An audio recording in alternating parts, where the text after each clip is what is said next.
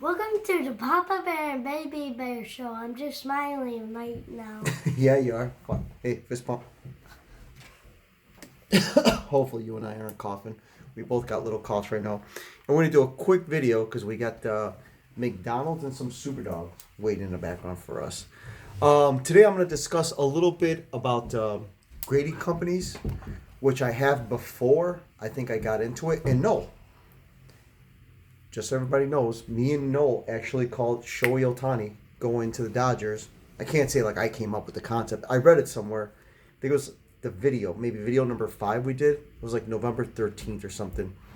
I actually called it, and I called them the Dodgers in that video. So that was pretty cool. With that said, I'm going to get into the different grading companies that I've used before. Obviously, HGA for me is always going to be number 1. I like SGC as number 2. PSA obviously will always be number 1 to everybody. That's just a given. You're going to get more value for your buck on that before anything else. I like CSG also. I'm a big fan of them. And Beckett, I like Beckett, probably be last on my list. But if you're into flipping and doing those kind of things, that's cool.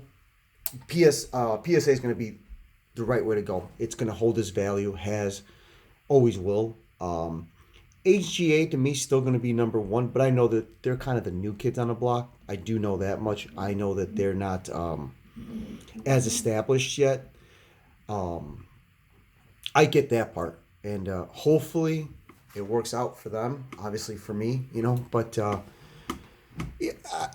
I'll go through exactly the labels that they do and why I stick with them, and I think I already have pretty much beat a dead horse on that one. But SGC number 2 for me.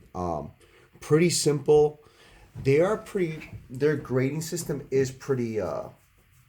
It's a tougher grading system. I do know that much. They're a little bit tougher on their grading, which is cool.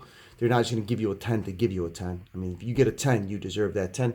I mean, same thing with all the other companies, but I know SGC, in my experience, has been a tougher grader. CSG also. They're no slouch, man. They're pretty good at their grading system. I like them.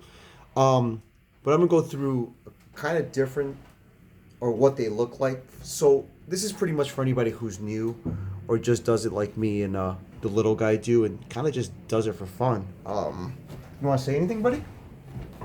Or are you all good? No? All right, just point to it.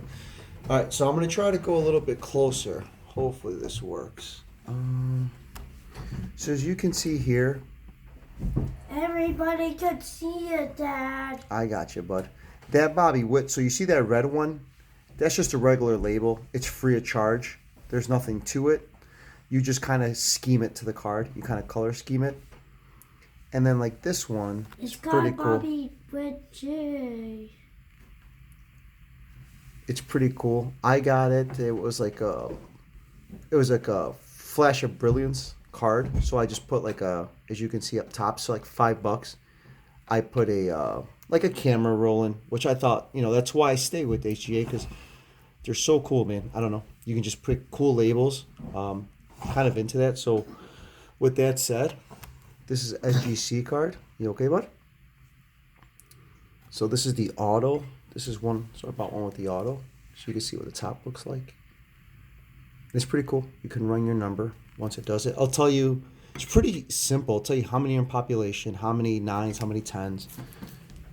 Here's just a regular one. Value at 10. And here's a PSA. 10. And some of them have the authentic on the top, like signatures. That one doesn't. Just a regular one.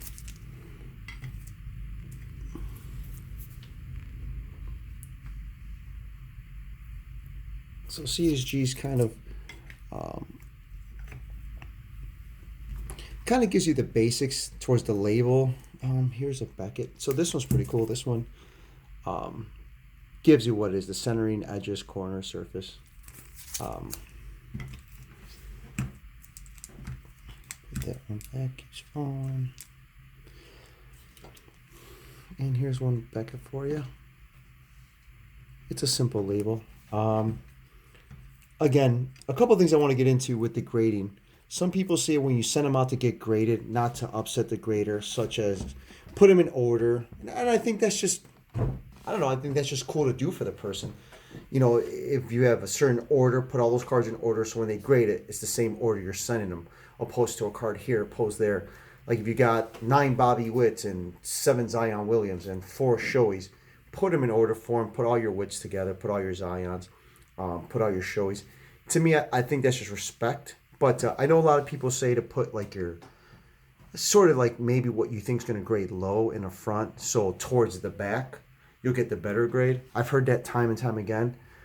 I don't know how true that is. I've had cards that I sent in and there were 10 right away, and then towards the back, they were like 9s. So if everything's AI now, I don't really know how that would happen, but maybe it's possible. Not exactly sure, but I've heard people say that before. But maybe you guys got an insight on that. Maybe it was more when it was humans doing it, opposed to I think now it's computerized. Maybe that would make sense. Other than that, tune in with us next time. We're gonna get a 1933. I think they're called like Indian Gaudi sets. They're from Topps. They're from 1933, obviously. One of my best buds has a collection, which I think is really cool. He kind of wants to show it off. And also check out Big West baseball cards. Cool dude. We're going back and forth a little bit on YouTube today on good stuff. Other than that, no. Anything to say, bud? Or just one of those days you're tired today? Oh man, now you're making me yawn. All right, guys. Thank you for tuning in. We'll see you on the next one. Bye.